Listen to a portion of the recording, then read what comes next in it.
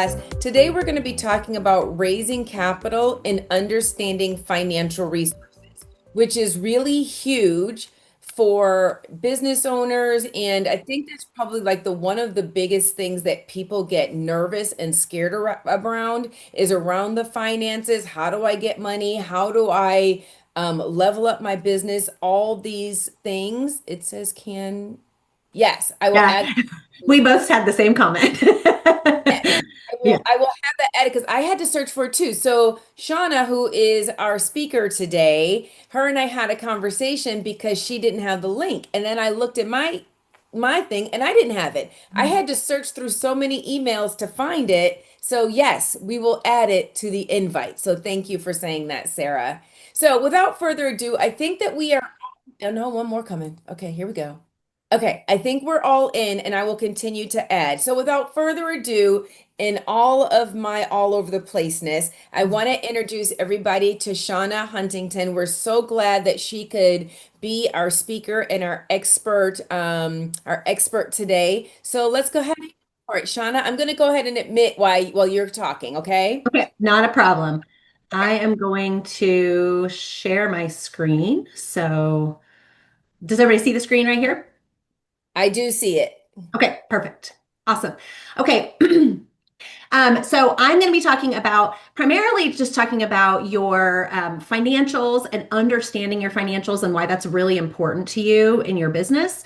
And then I'm going to also just address capital and just some different options for capital and just how to be, financially ready and how to make sure that when you go to access capital, that your business is as ready as it can be so that it can be as painless as possible. And it can be an easier process for you. So today's session, we are going to be talking about tax versus book reporting and the differences there. We're going to talk about accrual versus cash reporting. And then I want to talk about understanding your balance sheet. It is a very underutilized tool, in my opinion, in your business. And a lot of people don't look at it. And I want to talk about why you should look at it and then help you understand it. We're going to talk a little bit about forecasting and how to do that. That's one of the things that is often probably when I hear from bankers about businesses that come to get financing, their forecasting and their modeling is typically one of the things that they're missing and that they don't understand exactly how to do that. I want to talk a little bit about focusing on profitability and why that's important, and then talk about financing options. And then I have just a capital readiness checklist to go over with you, just to kind of, if you are thinking that you are going to be looking for capital and in the business coming, in the coming months or year, just kind of helping you to get ready to do that so that you're ready when the time comes. So a little bit about me. I'm Shauna Huntington. I am the founder and CEO of the Small Business CEO. This is actually a new company for me. My former company, Fortivity, was an outsourced accounting, well, I guess still is, an outsourced accounting department and back office. I actually exited that business. I sold it last summer. And just recently, I'm almost 2 months into being out of the business that I owned for 17 years. So it's been a big transition period for me. But I am now focused on small business coaching and just kind of taken what I've learned over the last 17 years of working with small businesses and kind of helping them grow, as well as growing my own, and now focusing on speaking and coaching. So I have been a longtime NABO member. I have been a NABO member since I think 2012, and I am currently serving on the Institute, the NABO Institute's board, the national board. And so the NABO Institute is the side of NABO that actually puts on this programming. And so when Linda asked me to come speak, I said, absolutely. This is my passion project as far as teaching people about business and finance and how to make sure that your business is financially sustainable. So if anybody has questions throughout, I have a hard time kind of watching the questions as they go. So I don't know if you have the ability to unmute, but maybe Tara, if they can't unmute themselves, maybe you can just if somebody raises a hand and has a chat, let me know. But I will have time for questions at the end. So feel free to, ask throughout, or I can answer questions at the end, whichever's easier. Can do both. They can certainly unmute themselves if you find a good point to do that. We certainly don't want to interrupt the flow. But also, if you put the note, your question in the chat, then we can find a good place for that. So I think we can do it a lot of different ways. Okay, perfect. All right. So your financials are your foundation. And I find that most business owners struggle with basic understanding of their financials because, to be honest, most of you were probably not accounting majors in college. You probably don't have a finance background. You got into business to run the business that you are running, what, provide the service that you're providing, make the product that you're passionate about, and you probably don't have a financial background.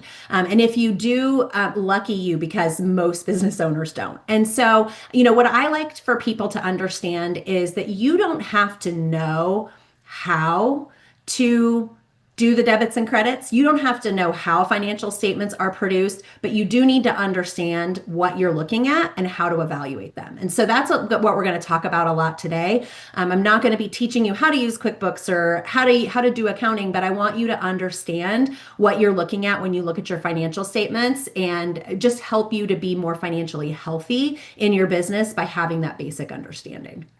So the first thing I want to talk about is tax versus book reporting. This is where people get hung up most often at the very beginning. A lot of people get asked often, are you a cash basis taxpayer or are you an accrual basis taxpayer? And they will say, I'm a cash basis taxpayer. And then in their mind, they are a cash basis business. And most small businesses do file their taxes on a cash basis. That's very common. It's what I would recommend to most small businesses. There's very few exceptions to where it probably makes sense for you to file on an accrual basis, but it doesn't mean that you should be running your business on a cash basis. And I'm going to talk a little bit about accrual versus cash reporting so you can see the differences there. But the first difference I just want you to know is that when you file your business on a cash basis for tax purposes, that does not mean that that's how you should be operating your business for your management, for your books, when you're trying to evaluate how are we doing as a business? Are we making money? What's our profit margin? When you are evaluating your business and you are looking at, how are we performing, you should be reviewing your financial statements on an accrual basis, regardless of how you file your taxes. Your CPA can then take your financial statements and make sure to convert them into appropriate cash basis financial statements for tax reporting, but they can do that piece of it. It's a better idea for you to manage the business using accrual basis. And I'm going to talk about why. I'm going to give you an example of accrual versus cash basis reporting. But I just want you to understand that because a lot of people do get asked the question, like, are you cash basis or accrual? And you file your books on your taxes on a cash basis. And so you think that, hey, I'm a cash basis business. And you want to make sure that you're actually reviewing the business using your accrual basis financial statements. And the reason that most people do file taxes on a cash basis, even though I argue that accrual is better for managing the business, is that cash basis financial statements and cash basis tax reporting are going to be the best aligned with you actually having the money to be able to pay those taxes. So when you're filing on a cash basis, you're filing based on cash you've actually received and expenses you've actually paid out, which means that if you made $50,000 this year, in theory, you have $50,000 so you can pay the taxes on that. If you're filing on an accrual basis, you're filing based on the money you've earned and the expenses you've incurred, but it doesn't necessarily mean you've received all that money yet. So you might go to pay your taxes, and if you're filing on an accrual basis and you're paying your taxes, then you might not have that money to actually pay those taxes because you haven't received it yet from customers. So that's the reason most small businesses do file on a cash basis. But I want to talk about why accrual basis is really important for you to use when you're managing the books of your business and you're evaluating your business. So let's look here first for our accrual basis versus cash basis financial statements. So accrual basis financial statements say you are going to recognize income in the period in which you actually earn it. So if I provide a service today, if I'm a landscaper and I am at a customer's house today and I mow their lawn, then I have earned that revenue today because I did the service today. Now I may be invoicing them when I get back to the office and I send them an invoice for that mow, and they don't pay that yet today. But that revenue on an accrual basis financial statement, that revenue is earned today. On a cash basis financial statement, my revenue is recorded when I actually receive the cash. So if I, mowed someone's lawn today and I billed them $50 and I sent them an invoice for that, then on we're in July. On July 8th, I have revenue of $50. But I don't actually receive that $50 payment until August 2nd. Then that $50 for cash basis is not going to show up as revenue for me until August, even though I earned the revenue today in July.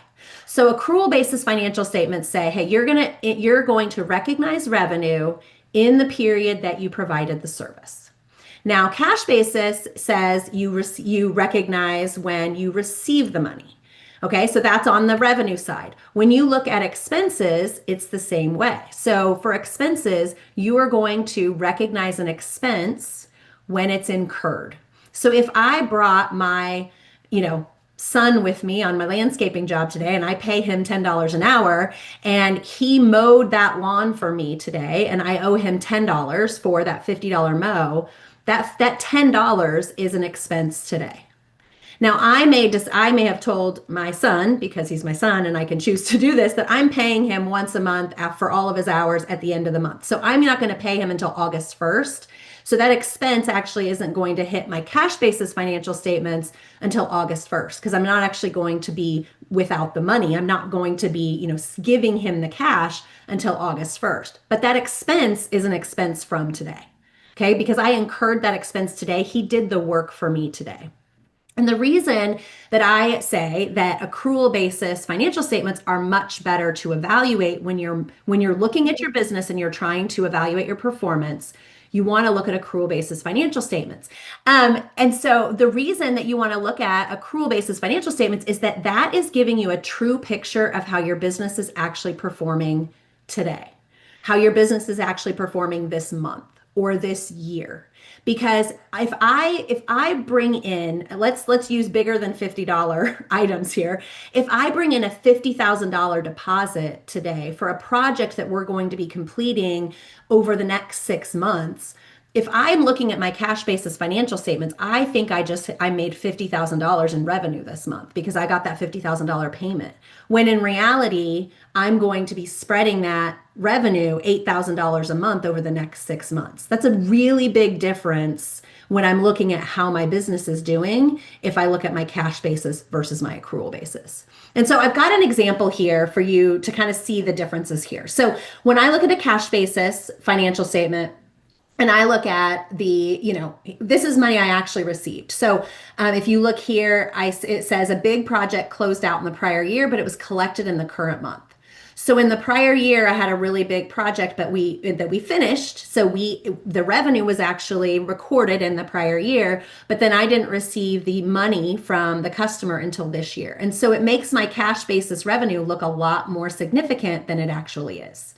And then if you look at accrual, 50,000 is what we actually did. That's actually the work that we performed this month was $50,000 for service line 2. Okay, this is obviously an example.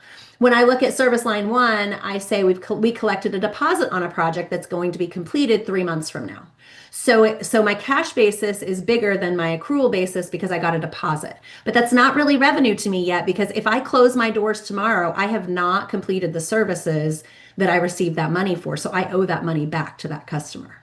So I shouldn't be looking at it as revenue this month. Now, cash is king and cash is important, and cash, I could do a whole session on cash flow. So it's important to understand your cash and understand where it's coming from. And I'm happy to get $123,000 in the bank this month. I have no problems with that. But when I really look at my business, I only generated $62,000 of revenue for the month because that's really what we earned in this month. And then if you look at some of the cost of goods sold items here, payroll's a big one. So payroll, I always tell people there's that gotcha month, right? That month, if you pay your employees every other week, then twice a year you have a gotcha month because you have to pay 3 payrolls in the month. And it really hurts cash flow wise. It's painful.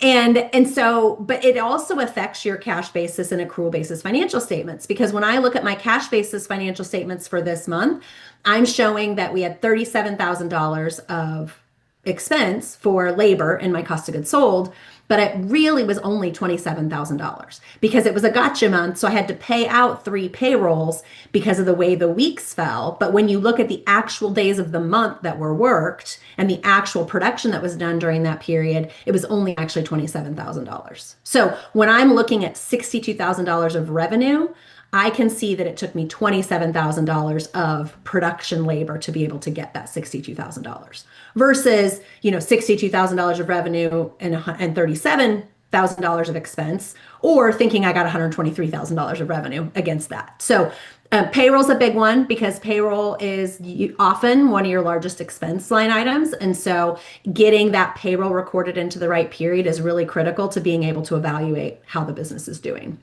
If you look at materials, then we've got more materials expense on the accrual basis because we had already paid for some of the materials that we used this month. So on a cash basis, we actually only paid $5,000 to our vendors for materials, but on an accrual basis, we used $12,000 worth of materials for the jobs that we completed this month. Okay, so my gross profit is $23,500 this month versus $80,500 is what I would think it was if I was just looking at my cash basis financials. Okay, you look at the other expenses, you can see similar items, payroll, again, on an operating basis. You got rent. We didn't pay any rent in this month, like we're behind on rent. And then, so you see we should have paid $3,000 a month of rent, but we just didn't pay it because we're behind.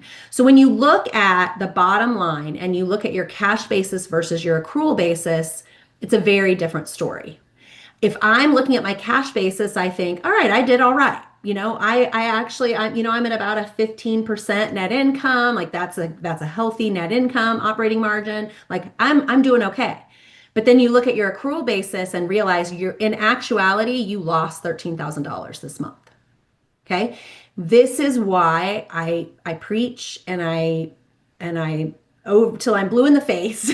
I will tell people you should be operating your business using an accrual basis because if you don't have a true picture of how your business is doing. And let's say this is January, let's just say this is the January financial statements. And if I start off my year thinking that my business is doing $123,000 a month and I've got $26,000 of net income, I might make very different decisions. I might go hire somebody because I see our growth is looking like, we're going to be way, way higher than what I thought. I might, look at that 26,000 and think that, hey, I'm going to expand or I'm going to pay down this debt or I'm going to make decisions on that information that I shouldn't be making because I actually lost $13,000 in January. And so instead I need to be looking and saying, where do I need to cut? What do I need to do? What happened to revenue? Why are we not hitting our numbers? We're way overstaffed if this is the cost we have for the revenue we're getting. And so when I look at an accrual basis financial statement, I can see truly, here's the work that was performed in this month. Here is the revenue we earned this month. Here are the actual expenses that we incurred this month. And then where did we land? Versus having a really big payment come in from a prior year project and feeling really good about the month. And then come February, we're going to crash because we're going to, have made decisions thinking we made $26,000 when really we lost $13,000. That's a $36,000 swing based on that. Okay. Does anybody have any questions? Yeah, Shauna, we have a question from Deborah Mitchell. Okay. She's accrual, and she Mhm. said, "Do you know if the purchase order gets expensed when generated or when you actually pay them?" So the purchase order should not affect your financial statements. It should be when you receive the inventory and like in QuickBooks, if I don't know what financial statement or system you're using, but it should be when you've actually received the inventory or the bill. When the bill gets entered into QuickBooks, for example, or into your financial accounts, that's when it would be recognized. However, if it's inventory, let's say you buy product and you keep product on the shelf, it actually wouldn't be expensed in your accrual financials until you've sold it, until you use that product. So you may not have even paid for it yet, but if you use 10 units, you're going to expense 10 units on your accrual basis financial statements. But otherwise, let's say you receive a bill for material, like, not sure what your business is, but let's say you're a construction site, you're putting the roof on the house and the materials get delivered to the job site today. That is what date the bill should have on it. So your vendors should provide you a bill, whether, they may not give it to you that day, but you should get a bill that's dated July 8th because that's when they delivered the product. And then that's the date that it should be incurred because that's when you receive the product and you're using it in your job that you're completing. Her response was, I see. And then she said she doesn't do inventory and it's QuickBooks Online. But Sarah had a follow-up and said, how about payments from Faire, Amazon, Shopify, etc., that land in QuickBooks once it's paid? Yes. So that's a little tricky. And that, when you're a retail business, I typically say there's not a huge difference between cash and accrual. Most of the time, if I sell an item today, I'm getting paid today or tomorrow or, within a short period of time. And so I would say with that, it can be really cumbersome and very laborsome to try to get, say, okay, I sold the item today, but Amazon's not going to pay me for 7 days and try to make that match up. But what you really want to make sure you do is you want to make sure that if you are recognizing the revenue today or in 7 days, whichever one you choose, that you recognize the expense at the same time. So if it's a product sale, for example, if you're selling something on Amazon and you're selling a $10 product and that product costs you $2.50, then if you don't recognize that revenue until Amazon actually pays you, just make sure that that's also the day that you're recognizing the expense for the $2.50 that you sold that product for. Okay, that way it matches up, and then you're going to be able to look at a good financial picture. It's a little bit misleading because, especially around like holidays or something like that, if you really have peaks, you're going to maybe look like you have a really good first week of January, even though it was really the last week of December, if there's that much lag time. So there are ways to do it and set up your integrations to where you are recording it when the sale occurs versus when you get paid. But it gets a little more complicated on your setup and how you map that. But there is a way to do that you could, talk with your accountant, your bookkeeper to see how to do that. But my biggest piece of advice is sometimes some of this stuff it's too much work to get it to be 100% accurate. So just try to do it the best you can. And so if you're going to recognize it on the day you get paid, just make sure you also recognize the cost that day too. Thank you. All right. Perfect. I Okay. have, oops, I have a really dumb question. Tell us Okay, no dumb question. There are no dumb questions. Lack of knowledge in this. So I use QuickBooks Online, similar to what Sarah was talking. I have a product that has a cost of good that fluctuates based on my production runs and yields on a large company. So when I enter the invoice from like my current retailers, they usually pay net 15 or net 30. So when you talk about, and I don't want to say, you didn't say reconciliation, but how does that work on the back end? Because my COGS are not drastically different, but adjusting each production run. I have inventory. The invoice gets placed when the order gets placed, but usually I'm not getting paid till net 30. So like, what's the best practice for that?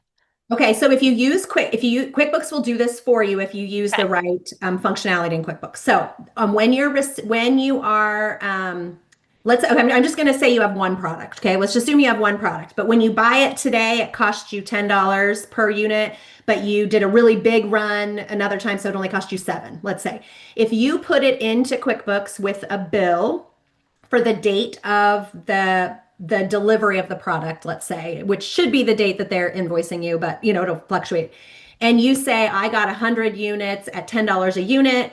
And then the next month you got, 50 or 500 units at $7 a unit. Okay. When you put it into QuickBooks that way, QuickBooks is going to use a weighted average cost. So QuickBooks is going to say, okay, you currently have, let's say you sold no units at all during that time. So you now have 600 units.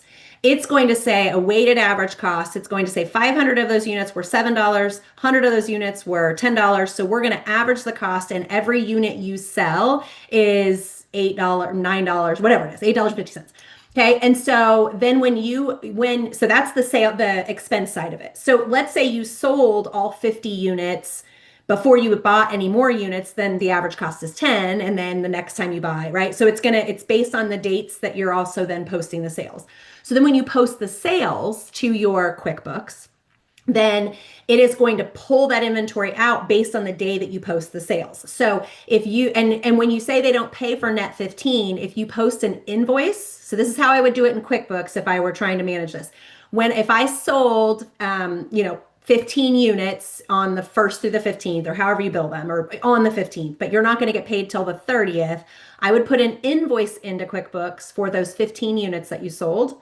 And on that day, it's going to recognize the revenue for those 15 units, and it's going to recognize that average cost for those 15 units.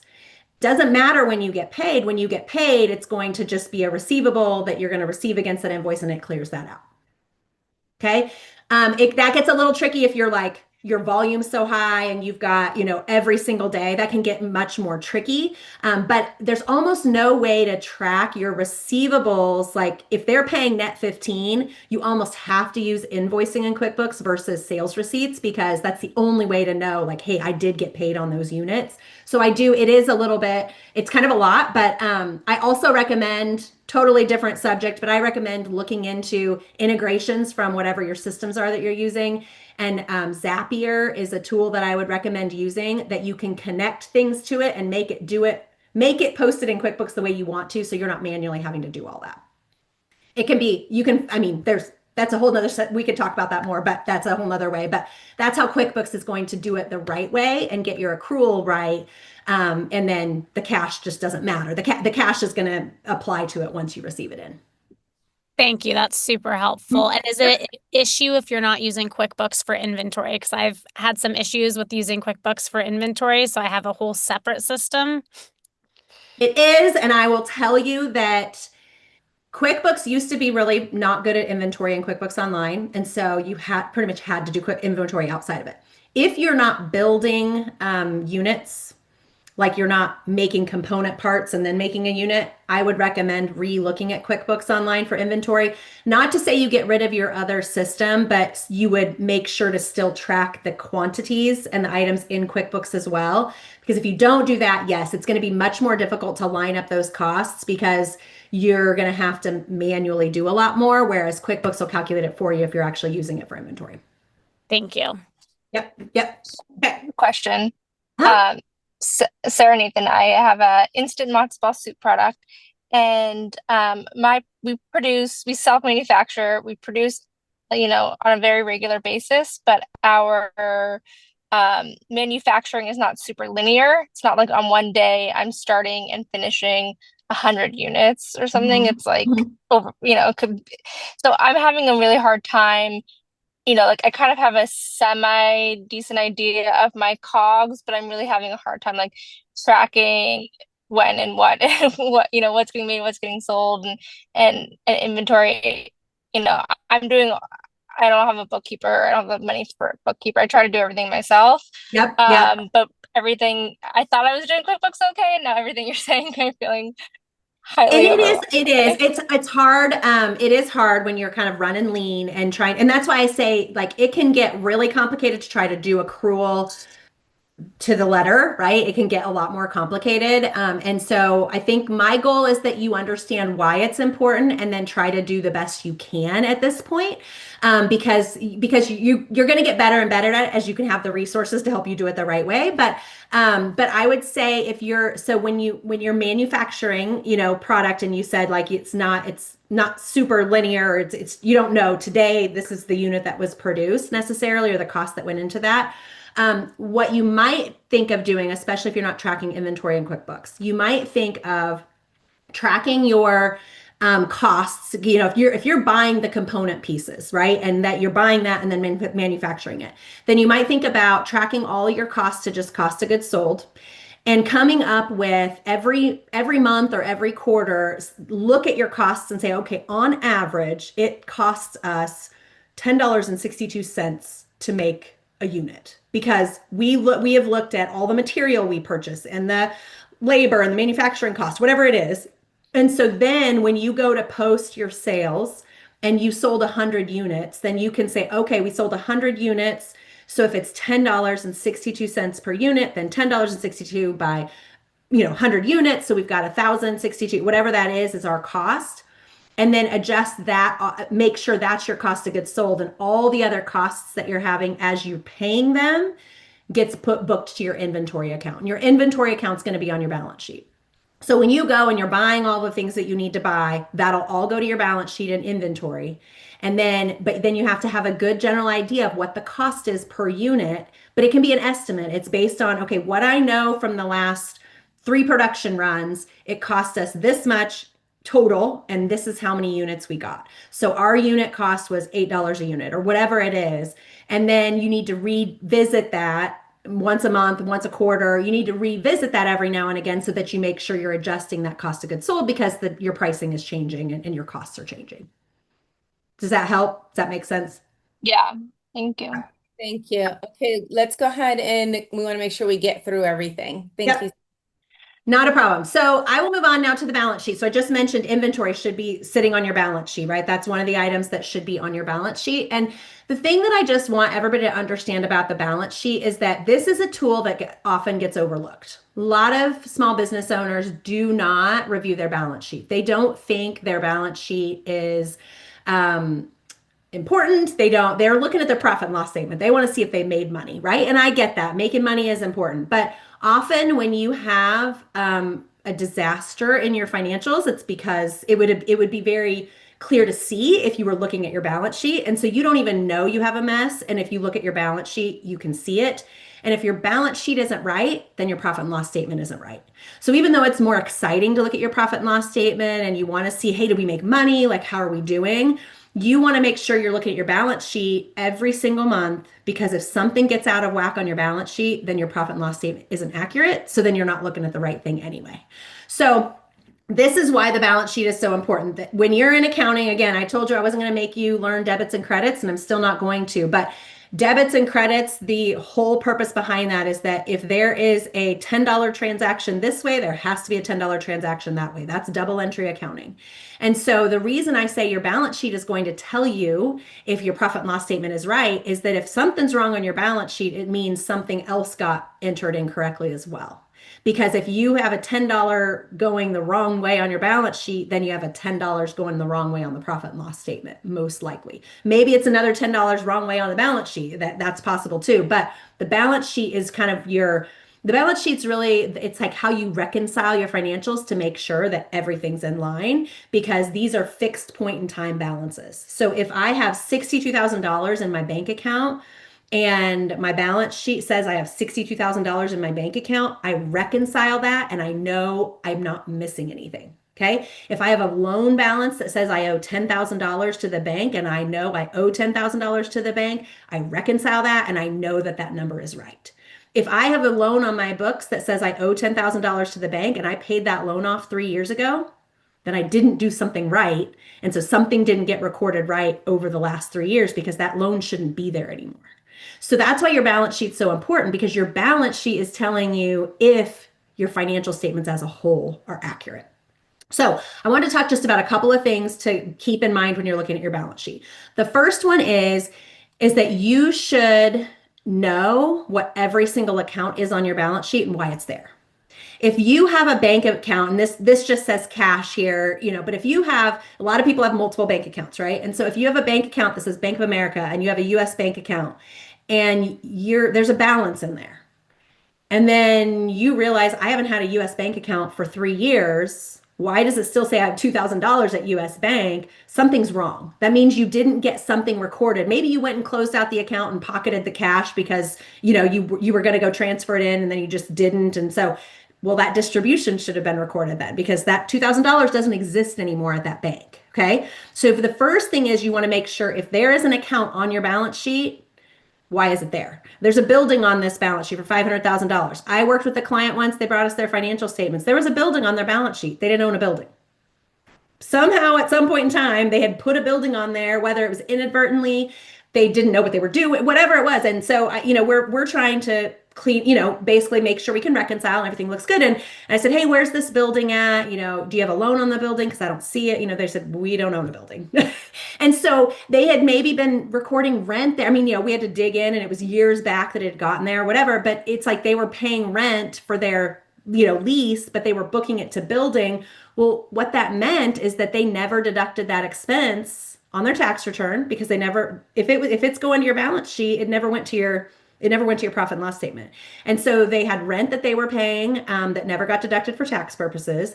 They looked at their financial statements looked a lot better because it looked like they were making more money because they were never showing their rent expense. I mean, it was a year over year over year. It was a mess because there was a building that was sitting there on the books. And so if they were looking at their balance sheet every month and they saw a building, they're going to know we don't own a building, and then they can fix it. So again, you don't have to know how to fix it necessarily. You just need to know, okay, something's wrong and I need to get with my accountant, or when it gets to year end time, a lot of you are probably trying to do things yourself right now. And so it might be hard to think about it. But if you know it's wrong, then at least when it comes to tax time and you're getting with your CPA to do your taxes, or you can say, hey, this is wrong. I don't know. Can you help me look at this?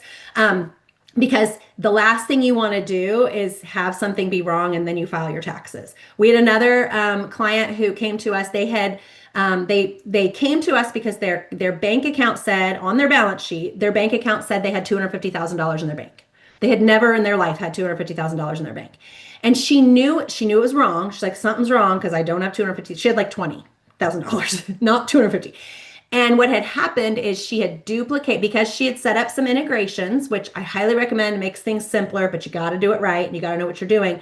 And she had set up integrations and it was duplicating revenue, and it duplicated revenue for over 3 years.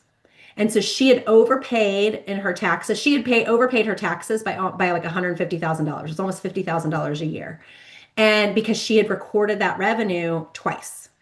And the reason she never really noticed it is because she wasn't looking at her balance sheet. And so to her, she was looking at a profit and loss statement. She's like, wow, we're doing really well. She thought they were doing really well because they were having all this revenue. But then this bank account just kept growing on the balance sheet, but she didn't really have that much cash. And so when she finally was like, something's wrong, she finally did look at it or see it. She's like, something's wrong. We dug into it, figured it out, and it had been a 3-year problem. So again, if nothing else, if you're looking at your balance sheet once a month and you say, I know that all these accounts should be on here, if you're doing that, you're doing more than most people. And you're going to catch an issue if there's a big issue that's there. The second thing I'm going to recommend you do is then make sure, once you say, yes, all these accounts should be there. Yes, we have that credit card. Yes, that bank account's open. Yeah, we do have a vehicle loan, whatever, you're looking at it. Then you want to make sure the balances are reasonable. So yeah, I do have a bank account at Bank of America, but I definitely don't have $250,000 in there. Okay, I need to go and look at that. Now, keep in mind that your bank account balance on your balance sheet is not ever likely going to match exactly penny to penny to what you're looking at in online banking at any given time. And the reason for that is that, you might have written a check, and so QuickBooks is going to have a lower balance, but the check hasn't cleared, just like your personal account. I don't know how many people actually reconcile their personal checking accounts anymore now that we have online banking, but if, it's never going to match penny to penny, but it should make sense to you. So if you've got $50,000 in there and that seems reasonable, then, like, hey, it only says I have 48, but yeah, there's a deposit that hasn't posted or whatever that is. Then you just, again, reasonable is what's key here. $250,000 to 20, not reasonable. $250,000 to 251, that's reasonable. So just make sure that you know what the accounts are and then they seem reasonable to you. And then the last thing I would say to be just on the lookout for is if there's any negative balances. So very few accounts on the balance sheet should be negative. If they're correct, they're likely not going to be negative. There's a few exceptions you'll see on this balance sheet. Accumulated depreciation is one of them. It's the depreciation that you've taken against your fixed assets that you have. And so it's negative because it offsets the assets. Like distributions, you might see that as being negative on your balance sheet. That's accurate. But almost in every other case, it's not accurate. A loan balance that's negative means you either overpaid the bank or you didn't record something appropriately. So when you were recording the payments that you weren't recording the interest and the principal appropriately. Negative bank account balance means maybe you've duplicated transactions in there. You've been entering. I see this a lot where people enter an expense in their credit card because they think that that's where they paid it. And then when they go to reconcile their bank account, they realize they're missing something, so they put it in there, but they never get rid of it on the credit cards, and then they've counted it twice. So just, if you're seeing negative numbers, you're seeing numbers that don't make sense, those are the things you want to look into and figure out why. So again, you don't have to know necessarily how to fix everything. You just need to know that when you're looking at something, if it doesn't look right to you, it's something you want to look at, because the longer it goes on, the bigger mess you're going to have and the harder it is going to be to fix and the more expensive it's going to be to fix. So, all right. So that's the balance sheet. Does anybody have any questions on that?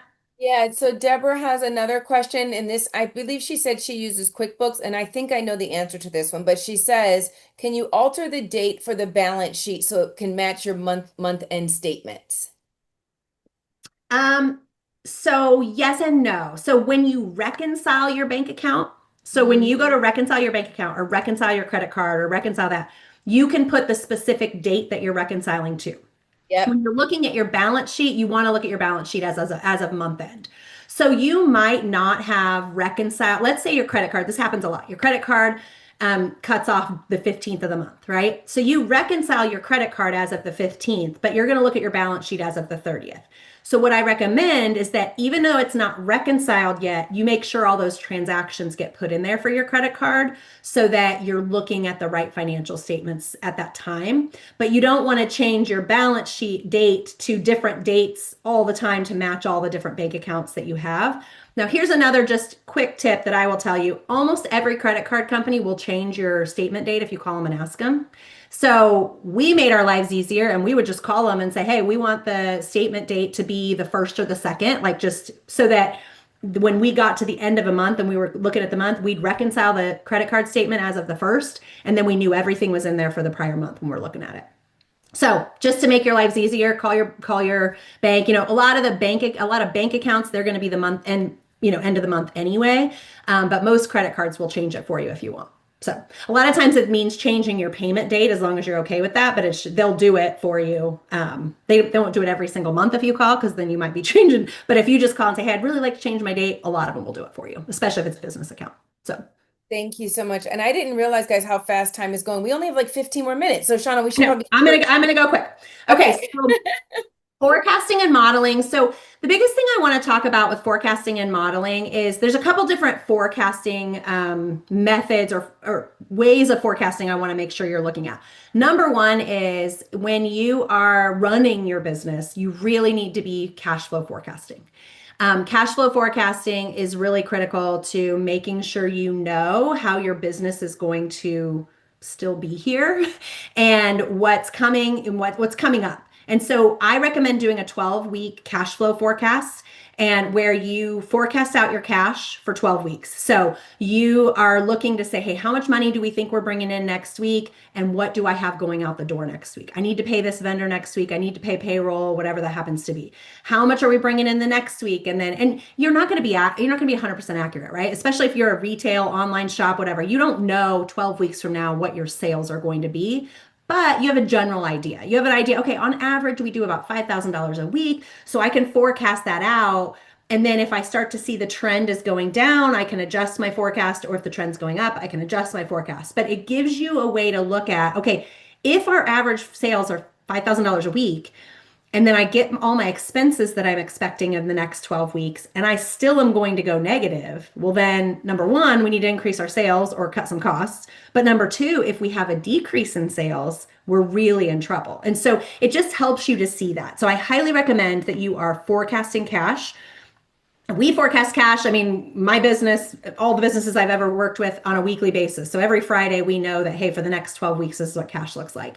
Again, if you're doing it yourself, that's a lot to do, but I would recommend at least once a month that you're forecasting out your cash so you can see week by week how you're going to be doing. And because what it does is it's not really about, you're not as worried. I mean, you're always worried about cash in a small business. We all are, but it's not about next week. I mean, next week is usually like, hey, I kind of know what's going to happen. It's really looking and saying, wow, 8 weeks from now, I can't make payroll if something doesn't change. Because if I can make a change today so that that's not going to happen, if I know that's going to be a problem in 8 weeks, I have the ability to do that. But if I'm not looking at it and I'm just kind of trying to get by, limping week by week by week, and then I get to that 8th week, I could have reduced my labor size, 8 weeks before, so I didn't get to that point. Or I could have gone and said, hey, we need to do a quick promotion, so we just bump up cash because we're going to have this really short week. But I can't do that if I don't know 8 weeks from now we're going to be in a pinch. We're going to be in that issue. So that's cash flow forecasting. And then what I really want to touch on today, because we're kind of talking about capital and access to capital, is forecasting and modeling for purposes of getting financing. So when you go to the bank or you're looking at investment, what the bank is going to want to see is that you can pay back the loan. What an investor is going to want to see is that they're going to get a return on their money, right? And so this is where we see a lot of companies struggle, is trying to come up with a one, reasonable forecast, but two, just think of everything that should go into the forecast, right? It's, I was actually just talking to somebody the other day. He's like, hey, I think I want to start this business. Like, what do you, and it's just a friend of mine. He was just asking me, like what I thought. And he goes, well, because it'll cost me this much it's a dumpster business. It'll cost me this much to get the dumpsters. And it's, he kind of went through the scenarios. And I said, okay, but you also have insurance and you're gonna have to pay a person to do that. And it's big CDL trucks, so the liability is higher. I kind of started going through all these other things. It's like, yeah, I didn't think about all those expenses, right? So when you're looking at your forecast, you want to make sure it's all inclusive. You're thinking of everything that could come up, but also that when you're forecasting, you're being very realistic in the growth. If you've grown 10% per year for the last 3 years, and then you're doing a forecast to go to the bank and you say you're growing 50% per year, I mean, one, they're not probably going to have a lot of faith in your financials because they're going to think, where is that? Or two, they're going to know why. Okay, yes, I'm going to grow 50% a year moving forward because with this loan, I'm going to invest in XYZ, which is going, so if there's a reason and a justification behind it, that's great. But you want to make sure that you are forecasting and you're being reasonable in those expectations. So I've got just kind of a quick example here. You can see, so if you're putting together a forecast, whether it's for a bank or a potential investor, I recommend going at least 2 years out. Most of them like to see 3. And you want to do a month by month forecast. So you'll see here, I mean, I couldn't fit 36 months on here, but this is 36 months of a forecast. But you month by month, and then you have a total, month by month, total, and so that you've got those annuals there. Start forecast on a monthly basis. Make sure as you're growing your costs. So this is just an example I put together.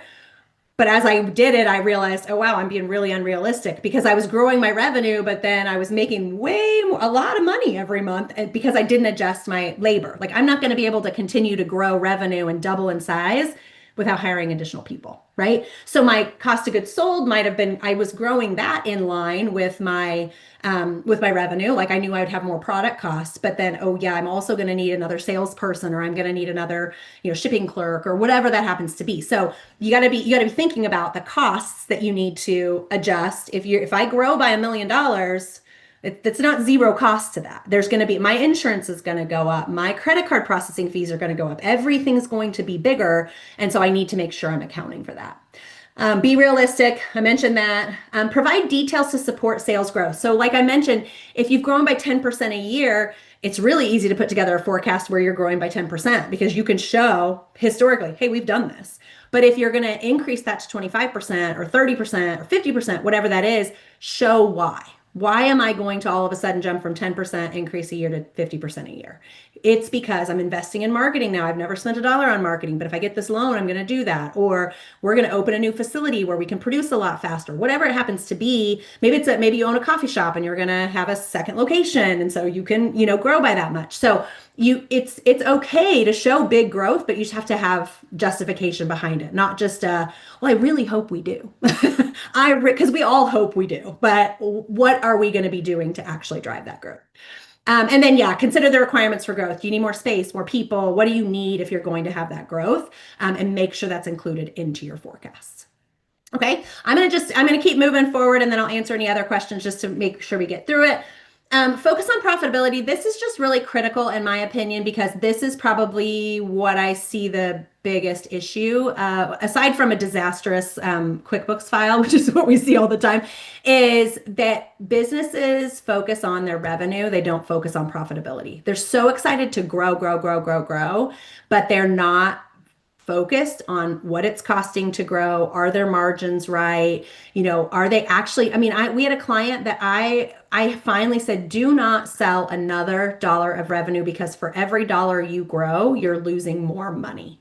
Because of what they were doing is their margin was too tight. And if their volume was they were growing exponentially, and their volume was so heavy but if they sold an extra $10,000, they needed $11,000 of cost to be able to manage it, not product cost, just cost because of like the people and the space and all of that. And so they until I could get them to see like, hey, look, I'm forecasting you out 3 years with significant growth at your current pricing, and you're losing more and more. Like it was going like this.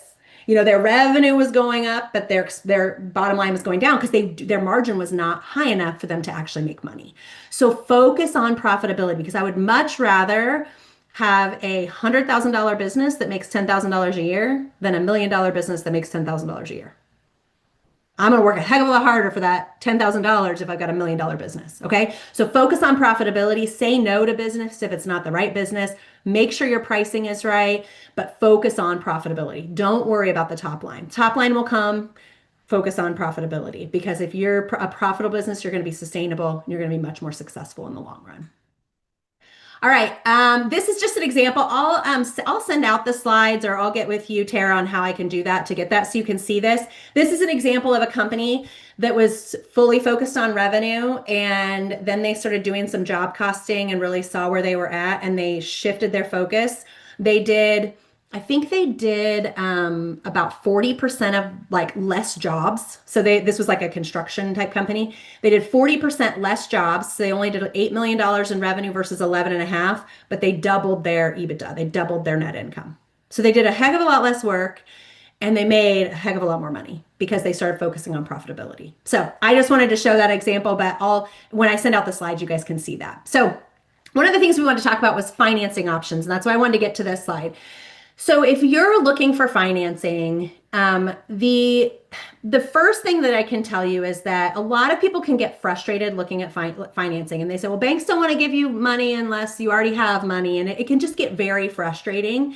But at the end of the day, most of the time people struggle getting financing is because they really the bank shouldn't give them money, because their financials are a mess. Their margins aren't good enough to actually pay the money back. I mean, there's a lot of situations where it feels frustrating, but it's like if you get your business in a position to where you can get to where you're a healthy business, you've got the right profit margin, you've got a good business plan, you've got good modeling, you have a lot better chance to get that financing. And so you might hear that a lot of people struggle to get financing, and there's the access to it. There's a lack of capital in a lot of places, a lack of knowledge of where to go. But a lot of times it's just, if you just focus on really getting the foundation of your business built really well and being capital ready, you're going to have a lot better chance of actually obtaining that financing. So I just want to talk about a few options for financing. So one is bootstrapping. If again, you might grow slower and it might be feel a little more painful to grow, but I can tell you that if you bootstrap, then you don't have to answer to anyone else but yourself. When you sell, I was a bootstrapper. When I sold, all the money came to me. I didn't have to give it to anyone else. So there's a lot of benefits to bootstrapping, right? And it's hard and it's painful, and you have to be willing to sacrifice and do with a lot less during the early years and doing all of that. But there can be a lot of advantages to bootstrapping. Friends and family. So, instead of going big, huge financing rounds and doing all that, talking to your friends and family and saying, hey, do you want to give $10,000 to my endeavor? And then you give them, either do it as a loan or as a percentage of ownership that you can do. Any of these options, by the way, except for bootstrapping, get an attorney involved no matter what choice you decide to do. 100% recommend. Don't take a dime from anyone, family, friends, without getting an attorney involved. That's just my unsolicited advice right there. Bank loans, traditional bank loans, they're going to be a great option. They're typically the least expensive option, whether it's because you don't have to give up equity, you get better rates, all of that. But you typically need to be profitable, and you typically need to have been in business for 2 years before you're going to get a bank loan. For the most part, not always, but for the most part. Sometimes you can finance equipment. It's a lot easier to go to a bank to finance equipment because there's a tangible product that they're financing for you, than it is to just go and say, I want $10,000 to start a business. It's going to be a lot easier to go finance a vehicle or a piece of equipment to build something than it is to just say, hey, I want this blanket amount of money. SBA loans are kind of the option for those people that want more of like a traditional bank loan, but they maybe haven't been in business 2 years or they're not quite profitable yet. The SBA it'll still be a loan through the bank, but the SBA backs the loan. And so they're guaranteeing it. So the banks have a little bit more willingness to risk giving that money away. Microloan programs or grant Can I programs. pause you for one quick second? We only have 1 minute left, Sean. If you want to continue, I would love that so much. But if anybody has to drop, we certainly understand it. Is it okay, Shauna, if other people just stay on and continue? Yeah, I'll continue. Yeah, I'll continue. I've got time. So Okay. I'll continue. Have to drop, we understand, but we are recording it and we'll send it to you. Yeah. And I will also, like I said, I'll send out the slides as well. And so you'll have that too as well. So then you'll have Okay. So Thank you. Okay, please continue. no, this is good. Then I don't have to rush through the very end to the end of this. So for microloan programs and grant programs, this can be a really good option for you if you're a really small business. You really don't need that much money, but man, you just $10,000 could go a long way. There are programs, regardless of where you are in your community, there's likely a program for some sort of micro funding. And so I would just get with your SBDC, your small business development centers. Check out the NABO Institute website because we've got a lot of resources out there. But ask around, go to the bank and say, hey, I know you're not going to give me a loan yet, but what do you know? Because there's programs out there that are designed to help fund businesses that aren't bankable. And the reason they're not bankable is because they don't have 2 years of business. They're not profitable yet. Maybe your credit score is not quite there. So they don't want to just give money, to somebody who's going to just lose it tomorrow. But I say they're not bankable because they're not traditionally bankable. They just don't have that yet. And so those are some really good options. A lot of them are government type programs, but they're more localized. So the SBA is just going to be a much bigger process, and you're typically going to want more, and you're not going to go to the SBA to get a $10,000 loan. That's just typically not going to be the case, but these micro loan programs can be really good for that. So I highly recommend looking into those, and depending on where you are, your state might have some programs that you can do. I mean, I once got very early on in my business, I got like a $3,500 grant from the state to do this marketing, like to just help me spend money on marketing. I mean, it was a super it was something that, I just happened upon. I just found it and I was like, well, that'd be great because I need, I don't have money to spend on marketing, but I want to market. So there's programs out there for different things like that. And then finally, equity investors and VC. This just gets a lot more complicated and a lot more expensive. And the reason it is a lot more complicated is because you definitely want to get an attorney involved to make sure that you're protected in your business. And then it gets more expensive because you're giving up equity in your business. So this isn't just, hey, I'm going to, have a 10% loan rate, which is really expensive. This is, I'm giving away 10% of my company or 50% of my company. And so depending on where you're at in your business, there's certain businesses that it's going to be hard to scale to any real level of significance without a pretty decent amount of funding, right? If you're really capital intensive, product intensive, like, if you're manufacturing a product and like, I need some capital to be able to produce inventory so that we can sell chicken and the egg, that kind of thing. And so that may be where it makes sense to go start looking at some equity investment or things like that. But just know that you are going to be answering to someone else, and it is going to just totally change the dynamic of you running your business. It's going to be expensive. You're gonna have expenses on legal and all of that, but also you're giving up a percentage of your company. But it may be the best way. I had somebody once tell me, would you rather own, 50% of a $30 million company or 100% of a $3 million company? And I was like, well, I mean, 50% of a $30 million company. Yeah, sure. That sounds great. And so if you have that type of a business that you can't grow to even a $3 million company, like without getting some of that capital infusion, it can make sense for you to go this route. But you also look at some people who go into business and they bring on so much investment that then they own 2% of their company by the time they sell, and they sell for, you hear these companies, it's like, we sold for $100 million. And guess what? They got less than, somebody who owned $1 million business that sold because they owned it all. So it's not to say that this isn't the route to go. It's just, I think people sometimes get really excited about the potential of having this big infusion of cash. And they kind of lose sight of, okay, what's the purpose? Why am I doing this? And where's it going to take me? And what am I willing to give up for that? So, financing has a place in your business.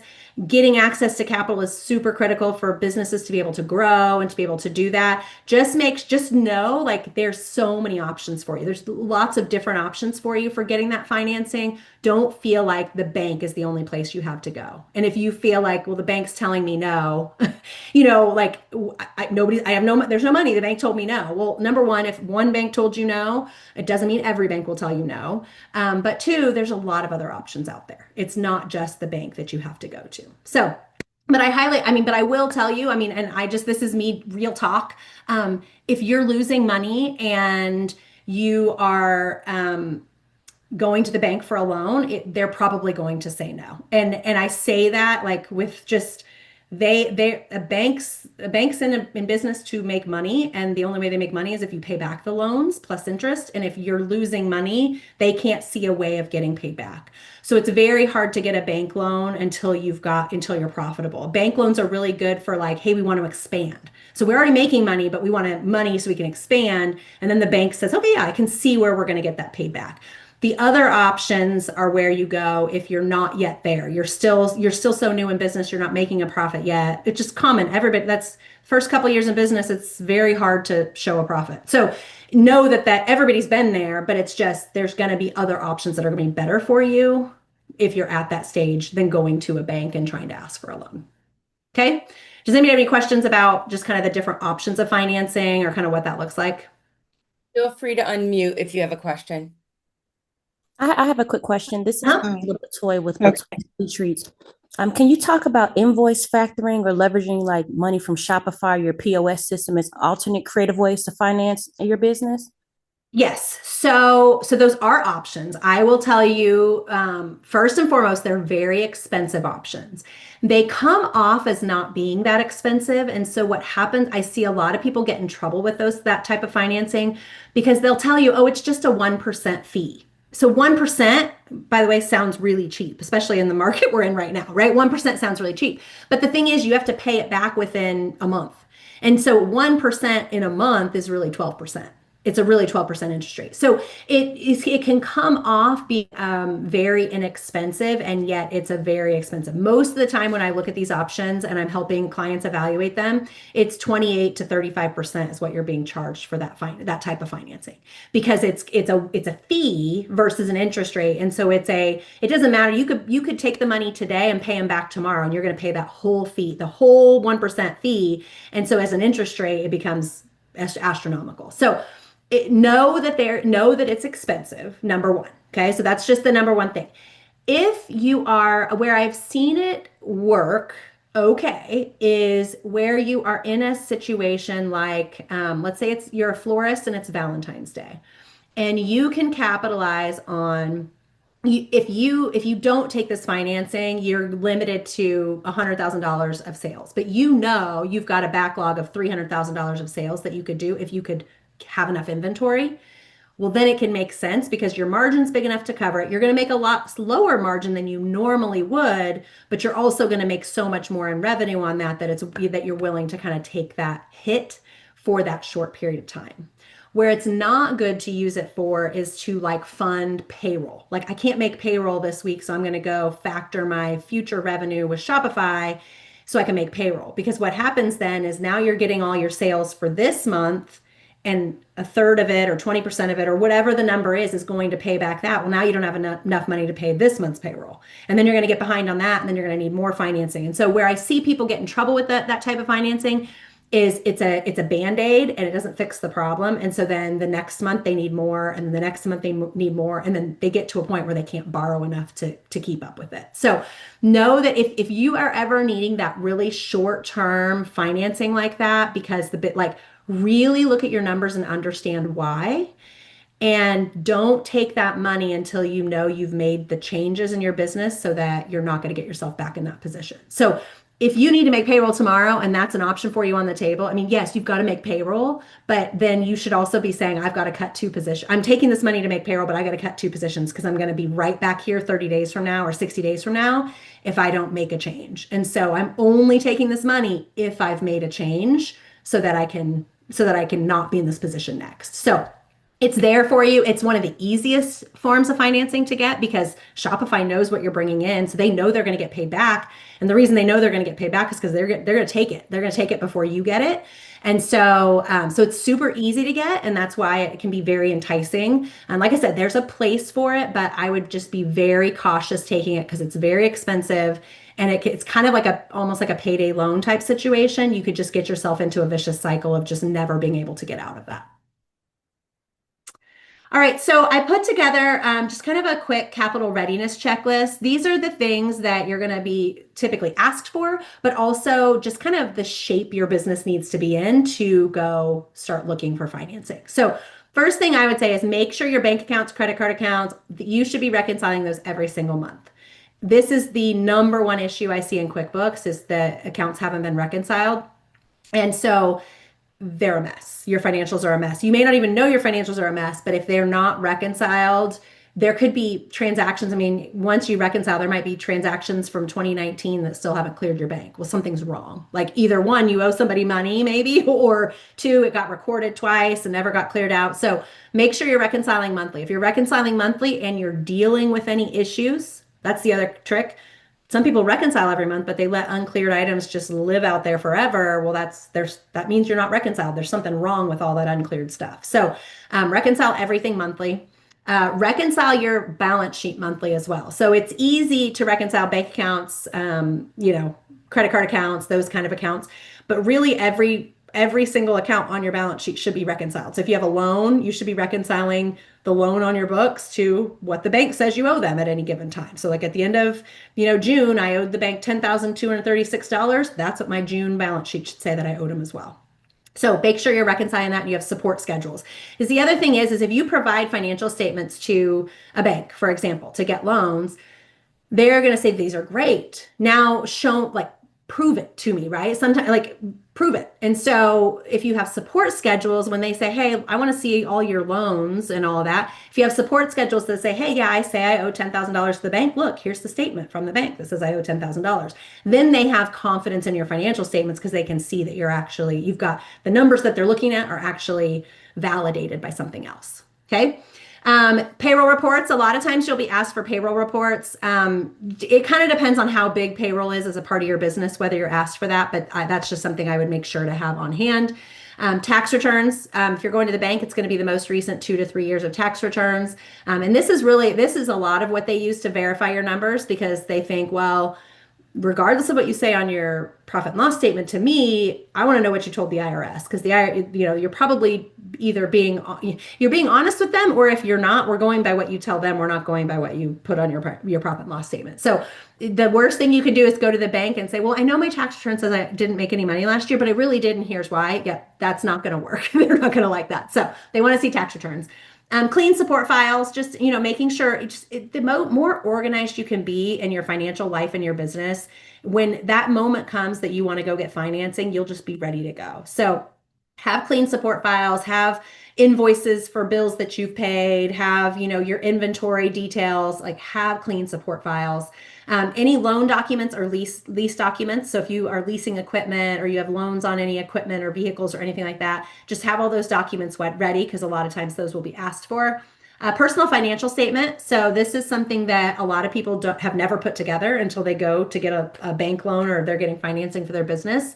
A personal financial statement is like a balance sheet, but for yourself. So this is your own personal checking account, your savings account, your 401ks, your any investment accounts you have, your house, your vehicles, any debt you have against your house, your vehicles, all of that, credit cards.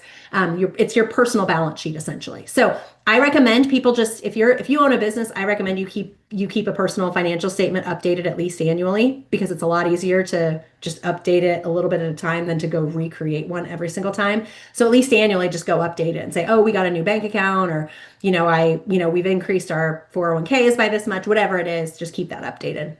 And then forecasts and models. So modeling out, again, 2 to 3 years is pretty typical what would be asked for, especially if you're trying to get a loan that requires growth in order to pay it back. So, if let's say we're making money, but I want to expand into a new location, so I need $100,000.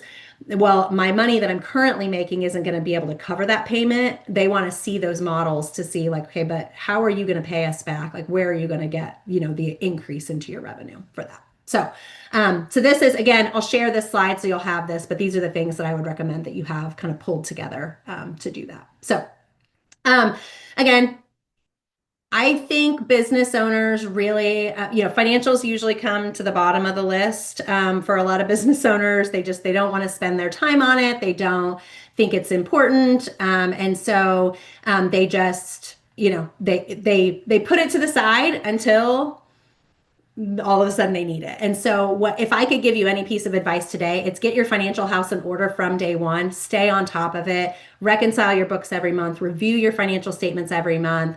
Like it is, as a business owner, you understanding your numbers is probably one of the most critical things you can do for your growth. And then if you come across an opportunity and you want to expand, or you could buy another business, or whatever, if that happens and you're a disaster and you're a mess, you may miss your opportunity because you don't have everything pulled together. And so it's once you get it set up and once you're doing things the way you should do it, it's a lot easier to just maintain it and keep everything up to date than it is to clean up a huge mess once every 3 years when you all of a sudden decide it's important and that you need that information. So highly recommend to, really be financially savvy in your business. You don't have to know how to do accounting, but you do need to understand what you're looking at and know your numbers and make sure you know where you're at with your business. Wow. All right. From your God's ear, Lord knows we are all. Yes, I know. I've seen you guys. I could do your next 12 classes or however many there are, just talking about horror stories of what I've seen on these things. So, here's my contact information. I am happy to connect with anyone. I actually put a link down here at the bottom for, I have a small business boot camp. It's free that you can go out. It's on your own time. You can go to that link and get access. I have an accounting section in there, an accounting module. And it kind of dives a little deeper into some of the things we talked about today. And so you're welcome to take a look at that and see what that is. But yeah, happy to, if you guys have questions, if we didn't get to it today and you want to email me with questions on QuickBooks is kind of my expertise if it's a how do I do this, but just financial in general. If you have questions or just need a connection for something, feel free to reach out to me. Like I said, I sold my business last summer, so I'm kind of in a new phase of life, just kind of going, and my passion is helping small business owners and really coaching and leading through speaking. So I'm happy to help any of you if you have any questions on that. This is amazing. We appreciate so much all the resources. We will get this presentation out along with the recording.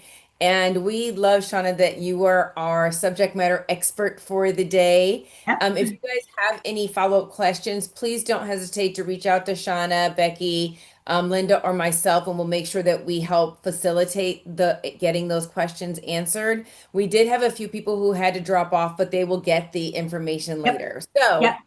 This was amazing, and it's just so overwhelming. And I'm going to tell you guys, I am one of those horror stories. So everybody probably has a horror story at some point. Well, I was going to share. I saw that it didn't pop up there, but I had thought about sharing the Fortivity story of numbers, and we do numbers, and so we were very clean, but we ran a number of years at a very poor gross margin, and just made a lot of shifts to get our business position to sell and to get us to a profitable position. So even someone who knows this and preaches this and does all of this, you can fall into the trap of just kind of, day by day, you just kind of get, you just get bogged down and you forget, you take your eye off the ball for a little bit and aren't focused on it. So I really do think some of the most successful businesses I see, they're not the biggest and they're not the sexiest or the fanciest, but they have strong foundation and good financials. And they're the ones who actually, are able to sell their business and they're able to make a good money on it down the road. So that's awesome. Thank you so much, Shauna. Thank you guys. Have a great day. We will talk all next week, and we have some roundtable next week. So I'll see you guys all soon. All right, bye.